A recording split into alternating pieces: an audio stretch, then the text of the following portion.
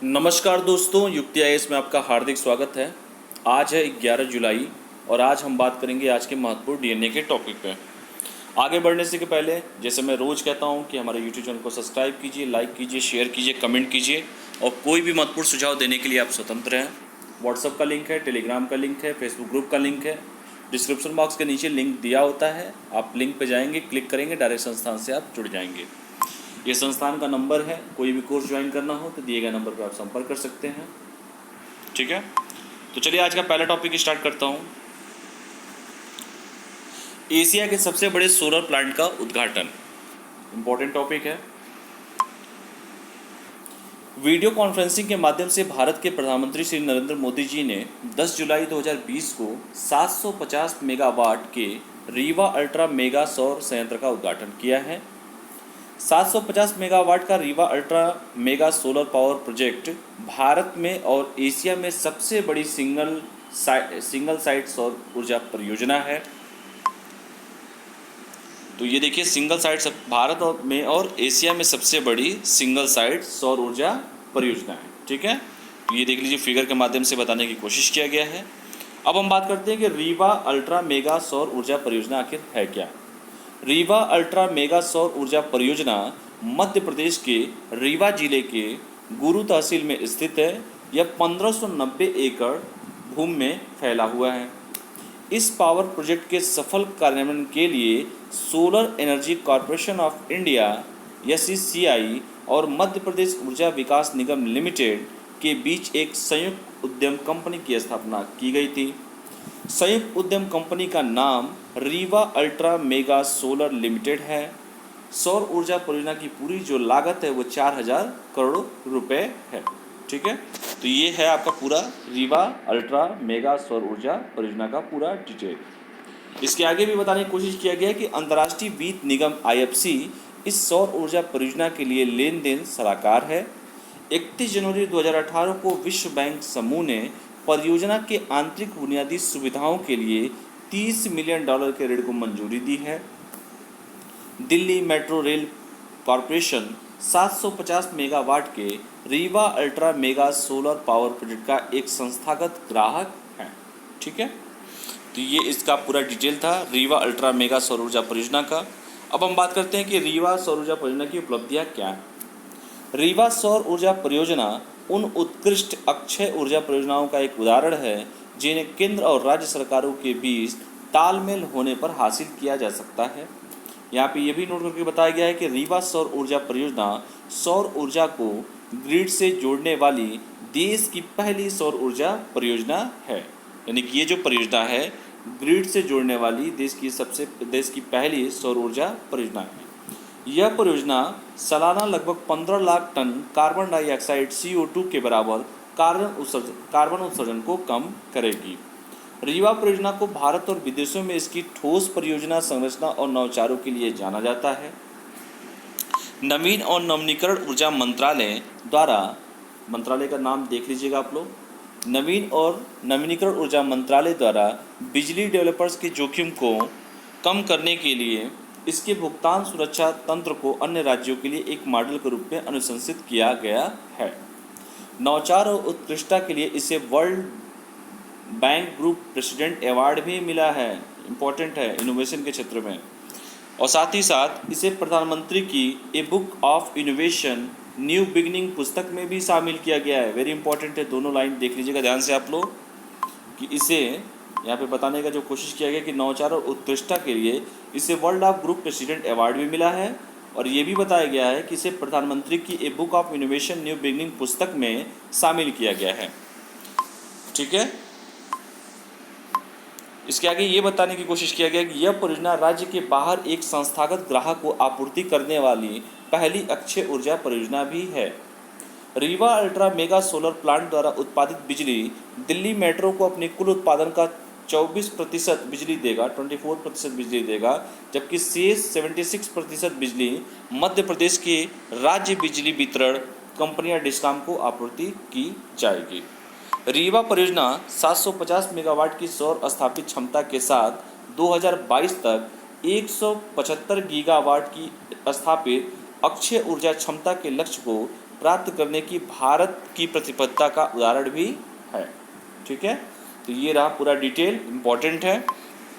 जो main important है मैंने आपको एक बार और रिव्यू दे देता हूँ उसका, कि अभी 10 जुलाई को ये किया गया है 750 मेगावाट का रीवा अल्ट्रा मेगा सौर संयंत्र का उद्घाटन किया गया है पीएम साहब के द्वारा। 750 मेगावाट का रीवा अल्ट्रा सोलर प्लांट जो है भारत में नहीं एशिया में सबसे बड़ी सिंगल साइट सौर ऊर्जा परियोजना है। ये फिगर बताया मैंने आपको, और जो पूरा डिटेल है यहाँ पे पूरा डिटेल आप लोग पढ़ लीजिएगा इसको। ठीक है, और ख़ास करके ये जो 2 लाइन जो है ग्रिड से जोड़ा गया ये भी आपको बताया गया है, और ये भी जो आपको बताया गया है कि इसे प्रधानमंत्री की जो बुक है ये आप देख लीजिएगा इसको। ठीक है, तो ये था पूरा डिटेल रीवा अल्ट्रा सोलर परियोजना का, एशिया के सबसे बड़े सोलर प्लांट का उद्घाटन जो किया गया था। चलिए हम चलते हैं आज के दूसरे टॉपिक पे। इसरो द्वारा अमेजोनिया 1 उपग्रह को लॉन्च करेगा। इसरो ब्राज़ील द्वारा विकसित किया गया पहला पृथ्वी अवलोकन उपग्रह भारतीय अंतरिक्ष अनुसंधान संगठन इसरो द्वारा लॉन्च किया जाएगा। इस उपग्रह को अमेजोनिया फर्स्ट नाम से जाना जाता है। यहाँ नोट करके बताया गया कि इसरो द्वारा अभी तक अमेजोनिया फर्स्ट की सटीक लॉन्च तिथि की पुष्टि नहीं की गई है, लेकिन मीडिया रिपोर्टों के अनुसार लॉन्च अगले महीने अगस्त 2020 में होगा। 25 जनवरी 2004 को भारत और ब्राज़ील के बीच बाह्य अंतरिक्ष के क्षेत्र में सहयोग के लिए समझौते पर हस्ताक्षर किए गए हैं। फ्रेमवर्क समझौते के एक भाग के रूप में इसरो ब्राज़ील की अंतरिक्ष एजेंसी जो है AEB का एक माइक्रो उपग्रह लॉन्च करेगा। यह माइक्रो सैटेलाइट वायुमंडलीय अध्ययन के लिए होगा। ठीक है, अब हम बात करते हैं कि अमेजोनिया फर्स्ट क्या है। अमेजोनिया फर्स्ट को मूल रूप से AEB के मुख्य उपग्रह प्रक्षेपण वाहन VLS-1 द्वारा 2018 में लॉन्च किया जाना था, लेकिन तकनीकी कारणों से VLS-1 के साथ लॉन्च रद्द कर दिया गया था। अमेजोनिया फर्स्ट को अब आंध्र प्रदेश के श्रीहरिकोटा स्थित सतीश धवन अंतरिक्ष केंद्र, कई बार पेपर में पूछा जा चुका है कि यह अंतरिक्ष केंद्र कहाँ पे है, तो यहाँ पे बताने की कोशिश किया गया अमेजोनिया फर्स्ट को अब आंध्र प्रदेश के श्रीहरिकोटा स्थित सतीश धवन अंतरिक्ष केंद्र से PSLV के पेलोड के रूप में लॉन्च किया जाएगा।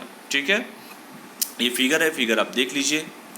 अमेजोनिया फर्स्ट का संचालन चीन ब्राज़ील अर्थ रिसोर्स सैटेलाइट प्रोग्राम के साथ होगा। चीन और ब्राज़ील के बीच CBERS कार्यक्रम के तहत 6 उपग्रहों को आज लॉन्च किया गया है। पहला उपग्रह CBERS-1 अक्टूबर 1999 में लॉन्च किया गया था। इम्पॉर्टेंट है, अमेजोनिया फर्स्ट पहला उपग्रह है जिसे AEB द्वारा पूरी तरह से डिजाइन, एकीकृत और परीक्षण किया गया है। लॉन्च के बाद यह उपग्रह ब्राज़ील द्वारा पूरी तरह से संचालित किया जाने वाला पहला उपग्रह होगा। ठीक है, तो ये जितना इम्पोर्टेंट था पूरा डिटेल आप लोग को बता दिया गया है, ध्यान से इसको पढ़ लीजिएगा। इसका नाम रखा गया अमेजोनिया फर्स्ट। ये भी बताया गया है कि इसरो द्वारा अभी तक अमेजोनिया फर्स्ट की सटीक लॉन्चिंग तिथि की पुष्टि नहीं की गई है, और इसमें कौन कौन सा देश पार्टिसिपेट कर रहे हैं ये भी देख लीजिए कि 25 जनवरी 2004 को भारत और ब्राज़ील के बीच बाह्य अंतरिक्ष क्षेत्र के में सहयोग के लिए समझौतों पर हस्ताक्षर किया गया था। ठीक है, तो पूरा डिटेल आप लोग ध्यान से इसको देख लीजिएगा। अब हम बात करते हैं इसरो, इम्पॉर्टेंट है, पढ़ लीजिए इसको, कई बार बता भी चुका हूँ उसके पहले आप लोगों को। वर्ष 1962 में भारतीय राष्ट्रीय अंतरिक्ष अनुसंधान समिति के गठन के साथ ही भारत में अंतरिक्ष क्रियाकलापों का शुरुआत हो गया था।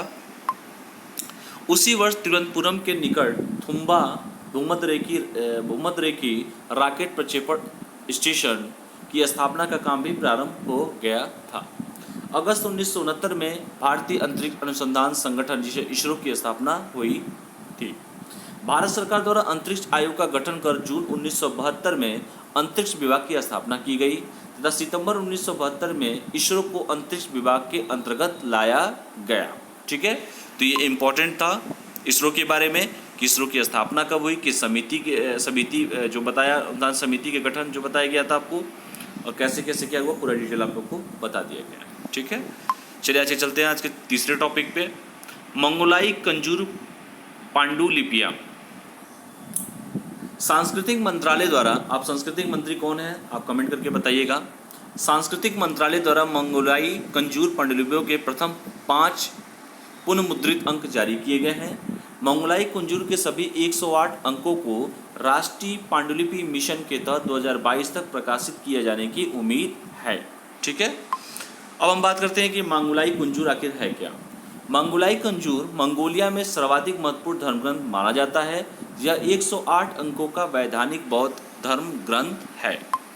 मंगोलाई भाषा में कंजूर का अर्थ होता है संक्षिप्त आदेश, जो विशेष रूप से भगवान बुद्ध के शब्द होते हैं। इम्पॉर्टेंट है, कभी कभी यूपीएससी में क्वेश्चन ऐसे पूछे जा सकते हैं आर्ट एंड कल्चर से रिलेटेड, तो आप इसको देख लीजिए। कंजूर का अर्थ क्या होता है? संक्षिप्त आदेश होता है, जो विशेष रूप से भगवान बुद्ध के शब्द होते हैं। मंगोलिया में लगभग प्रत्येक बौद्ध मठ में कंजूर को रखा जाता है। मंगोलिया बौद्धों द्वारा इन कंजूर का बहुत सम्मान किया जाता है और वे एक धार्मिक रिवाज के रूप में अपने प्रतिदिन के जीवन में कंजूर की पंक्तियों का पाठ करते हैं। मंगोलाई कंजूर को तिब्बती भाषा से अनुदित किया गया है। कंजूर की भाषा जो है वो क्या है? शास्त्रीय मंगोलाई है। मंगोलाई कंजूर मंगोलिया को एक सांस्कृतिक पहचान उपलब्ध कराने का स्रोत है। ठीक है, अगला इसी में ही है राष्ट्रीय पांडुलिपि मिशन क्या है, ये भी देख लीजिए। पर्यटन और सांस्कृतिक मंत्रालय इम्पोर्टेंट है। भारत सरकार द्वारा फरवरी 2003 में पांडुलिपियों के लिए राष्ट्रीय मिशन की स्थापना की गई थी। यह एक अनूठा परियोजना है जिसका उद्देश्य भारत की विशाल पांडुलिपि संपदा में संरक्षित ज्ञान का दस्तावेजीकरण, संरक्षण और प्रसार करना है। भारत में 10 मिलियन पांडुलिपियों का अनुमान है, जो शायद दुनिया का सबसे बड़ा संग्रह है। कमेंट करके बताइएगा कि 1 मिलियन में कितने लोग होते हैं, मतलब कितने लोग कहिए, जो कहना है कहिए, मतलब 1 मिलियन में कितना होता है ये बता दीजिए बस। यहाँ नोट करके बताया गया कि इस मिशन के तहत मंगोलाई कंजूर के 108 अंकों के पुनर्मुद्रण का कार्य भी सांस्कृतिक मंत्रालय द्वारा आरंभ किया गया था, जिसके प्रथम 5 पुनर्मुद्रित अंक जारी किए गए हैं। ठीक है, तो ये रहा आज का तीसरा टॉपिक, आर्ट एंड कल्चर से रिलेटेड था, मंगोलाई कंजूर पांडुलिपि। ध्यान से इसको पढ़ लीजिएगा। चलिए हम बात करते हैं आज के चौथे टॉपिक पे। इंपॉर्टेंट है रिचार्जेबल बैटरी अनकार्ड की रिपोर्ट जो आई है, अनकार्ड की।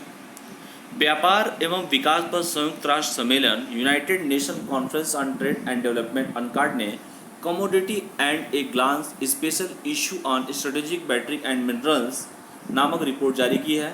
अनकार्ड द्वारा जारी रिपोर्ट के अनुसार रिचार्जेबल बैटरी का उत्पादन करने के लिए कच्चे माल की आपूर्ति अपर्याप्त है। रिचार्जेबल बैटरी के निर्माण के लिए लिथियम, प्राकृतिक ग्रेफाइट और मैंगनीज महत्वपूर्ण कच्चा माल है। वैश्विक परिवहन के साधनों में इलेक्ट्रॉनिक वाहनों की संख्या में वृद्धि से रिचार्जेबल बैटरी के मांग में भी इजाफा हुआ है। इलेक्ट्रिक वाहनों की संख्या वर्ष 2018 में 65% से वृद्धि के साथ 5.1 मिलियन तक पहुंच गई है। वर्ष 2030 तक इसकी संख्या 23 मिलियन तक पहुंचने की संभावना व्यक्त की गई है।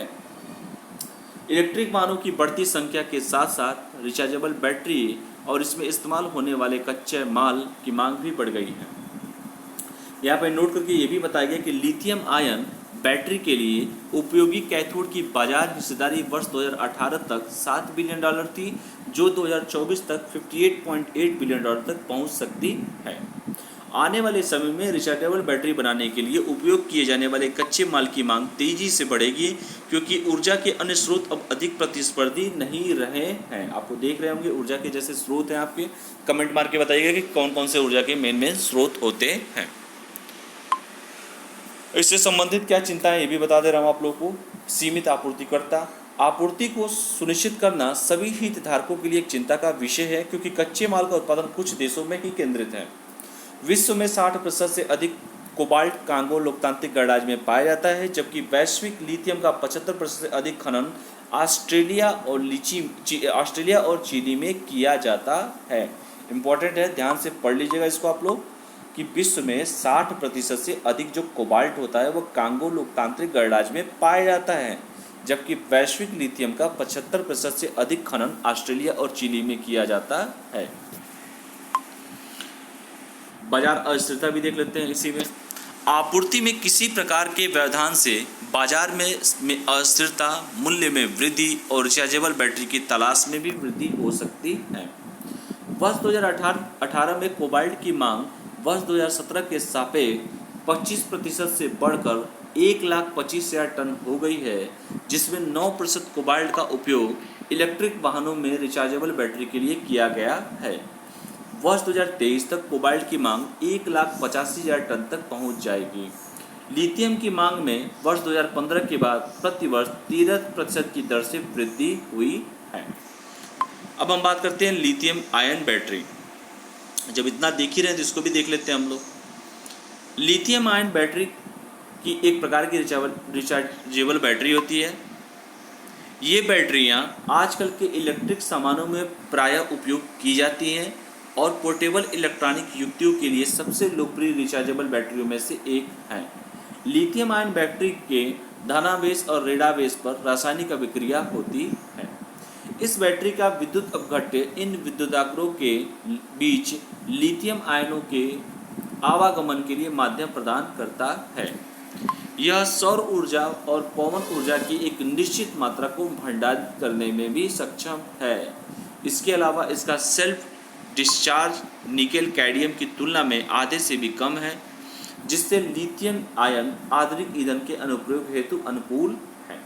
ठीक है, तो ये रहा पूरा का पूरा जो डिटेल आपका लिथियम आयन से रिलेटेड, रिचार्जेबल बैटरी से रिलेटेड अनकाट की जो रिपोर्ट थी, ये भी बताया गया आपको संबंधित क्या चिंताएं हैं, क्या बाजार अस्थिरता है, लिथियम आयन बैटरी क्या होती है, ये पूरा का पूरा डिटेल आपको बता दिया गया। ध्यान से आप लोग इसको देख लीजिएगा। चलिए अगला बात करते हैं इसी से रिलेटेड, ब्रह्मांड में लिथियम वृद्धि।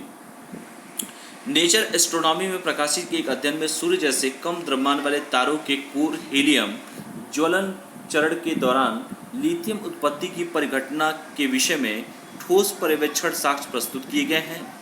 विज्ञान और प्रौद्योगिकी विभाग के एक स्वायत्त संस्थान इंडियन इंस्टीट्यूट ऑफ एस्ट्रोफिजिक्स के वैज्ञानिकों ने अपने अंतर्राष्ट्रीय सहयोगियों के साथ मिलकर ये साक्ष्य प्रस्तुत किए हैं। ये फिगर देख लीजिए आप लोग। वैज्ञानिकों ने आकाशगंगा पुरातत्व परियोजना, एंग्लो ऑस्ट्रेलियाई टेलीस्कोप, ऑस्ट्रेलिया के बड़े सर्वेक्षण और यूरोपीय अंतरिक्ष मिशन से एकत्र हजारों तारों के स्पेक्ट्रा का उपयोग किया है। यहाँ पे ये भी बताया गया है कि आपका GAIA क्या है। GAIA यूरोपीय अंतरिक्ष एजेंसी की एक अंतरिक्ष वेधशाला है जिसे 2013 में लॉन्च किया गया था। ये फिगर देख लीजिए आप लोग। अब हम बात करते हैं लिथियम की उत्पत्ति कैसे होती है। यह एक हल्की ज्वलनशील धातु लिथियम ने आधुनिक संचार उपकरणों और परिवहन के क्षेत्र में कई परिवर्तन किए हैं। वर्तमान समय में तकनीक का एक बड़ा हिस्सा लिथियम और उसके विभिन्न प्रकारों द्वारा संचालित है, किंतु लिथियम के विषय में यह प्रश्न यह है कि यह तत्व आता कहाँ से है। लिथियम के अधिकांश भाग की उत्पत्ति का पता एक ही घटना से लगाया जा सकता है, वो है बिग बैंग, जो लगभग 13.7 अरब साल पहले घटित हुआ था, जिसके द्वारा वर्तमान ब्रह्मांड का भी निर्माण हुआ था। समय के साथ साथ भौतिक ब्रह्मांड में लिथियम की मात्रा में 4 गुना वृद्धि हुई, जिससे carbon, nitrogen, oxygen, iron, nickel और अन्य तत्वों की तुलना में काफ़ी कम माना जा सकता है, क्योंकि इन तत्वों की मात्रा में 1 मिलियन गुना वृद्धि हुई है। लिथियम में अपेक्षाकृत बहुत कम मात्रा में वृद्धि हुई है। लिथियम की इतनी कम मात्रा का स्रोत वैज्ञानिकों के बीच एक बहस का विषय है।